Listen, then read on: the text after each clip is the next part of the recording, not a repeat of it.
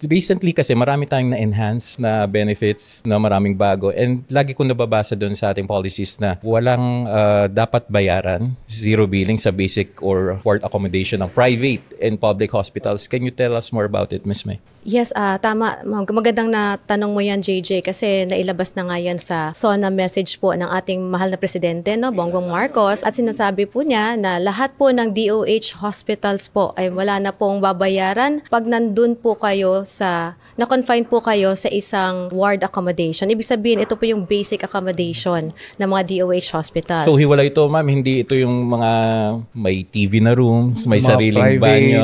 Wala kang kasama. Diba? So yun po, kailangan nasa basic or ward accommodation ho tayo para talagang magamit natin yung sinasabing no copay, no balance billing. No balance billing. Yeah.